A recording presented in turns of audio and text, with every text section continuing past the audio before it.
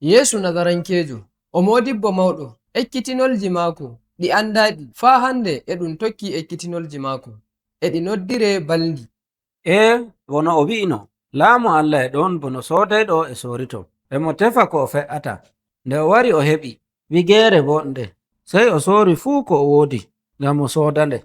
Non ɗum goɗɗum kayɗiniɗum, wigeere kayɗininde.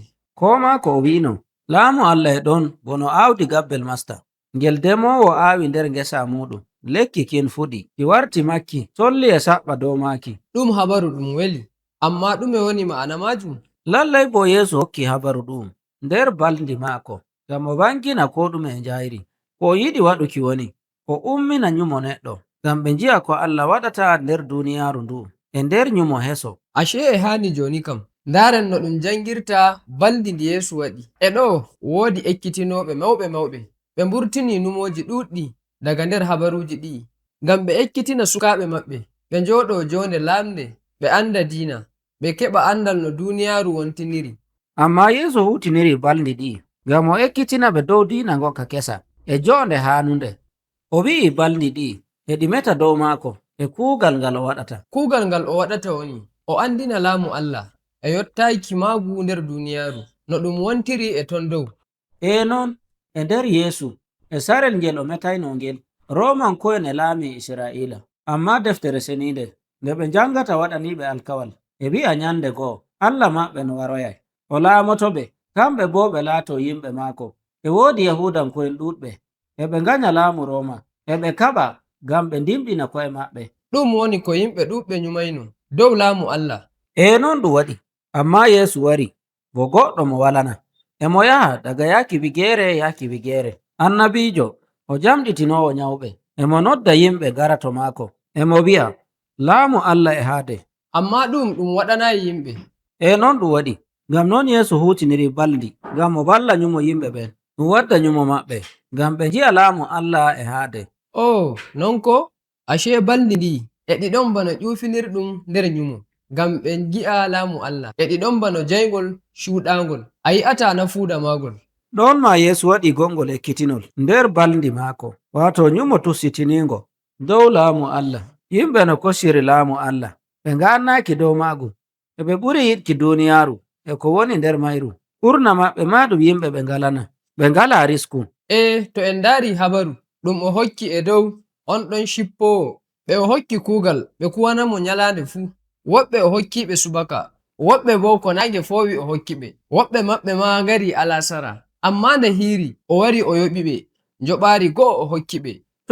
E ɗo ko Yesu hollata woni seede e togu, ɗum fu majum e ɗum yiɗa nder laamu Allah, e ɗum holla moƴƴere dow ko moye. En ngi'i joni na ko ngole bandol timminiri no weli. En ngi'i e ɗo Yesu e dari hakkunde annabu'en kokkuɓe annabaku maɓɓe dow haɓanki ɓiɓɓe Isra'ila e ardiɓe maɓɓe, ngam ɓe paamai laamu Allah.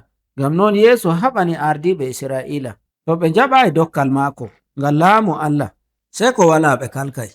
Bano balɗol ngol ɗum hokki dow jeyɗo ngesa, o remi ngesa maako Makka, ka rimanimo ɗuɗɗum. Yesu heɓi balɗol ngol daga nder ekkitinol annabi Isaya. Non ko jeyɗo ngesa o hocci pamanayɓe ngesa maako, ɓe itta ko ɓeddi nder maaka. Gaɗa majum sei o lili maccuɗo maako, o wara o jaɓa ko heɓi daga nder ngesa kam. Pamanayɓe ngesa kan sei mbarimo.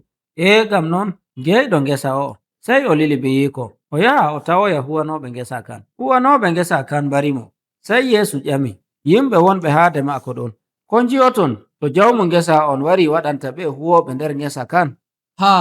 To o wari o torrayɓe, go'oto maɓɓe o torrayɓe. Yesu e andi to ɓiɓɓe Isra'ila nyamri yeso e watki ko ɓe mbaɗata ɗum, Romanko'en kalkayɓe, sai o hutiniri balndol bono ngo'ol ngam yimɓe Isra'ila nyuma dow laamu Allah.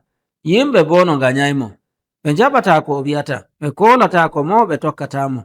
Joni e habaru dow laamu Allah ɗum e hani, ngam ɗume ɗum sawa nder balndol? Ko waɗi o hokkayi habaru ɗum e njayri? E nder taalol e nder balndol Yesu banginanay ɓe ko yiɗi. Gonga ɗum vurto e njayri to yimɓe ɓen, amma to yimɓe ɓe ɓerɗe maɓɓe siryi. Kanjum waɗi en godi nde e ayare bi'ainde mo noppi fu nana, ɓe numa dow majum, ɓe tokkito ɗum.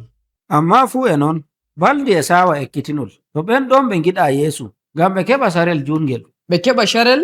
Yeesu e siriyo tokkuɓe mo wonɓe haade maako ngam kuugal mangal ummotongal ɗo yeeso. Yeesu e wi'a Isra'ilanko'en Allah e ɗo waroya o laamoto yimɓe maako, na iri ngu laamu ko e hallende, amma e nder hokkuki hoore e yidde. Mi maayay ngam hakkeji moɗon. To, amma mayde maako nde re'ayi fii ɗum na? Non, mayde maako e nde ɗon bono gabbel awdi, ire tengel e leydi. Gaɗa maagel ngel fuɗa, ngel mawna ngel rima ɓikkon ɗuɗkon. Windoɓe habaru belɗum ɗum ɓe kuutiri balɗi ɗi ngam kongol e lenyol. Tokkuɓe Yeesu ɓe janga ɓe nyuma dow majum. Ai sey nyuma ngi'a ekkitinol dow laamu Allah ngu'u faa hande e ɗum nyuma dow majum. Non ɗum woni balɗi nayeji ɗi faa hande ɗi kokka neɗɗo nyumo. Ɗi ɗon bono ndesaka ngam ɗum itta bote ɗuɗɗum nder majum. Goɗɗum ma ɗum kesum, goɗɗum bo ɗum kiɗum. Ɗum ɗon bono goɗɗo dentuɗo goɗɗum kesum garoyay ɗum.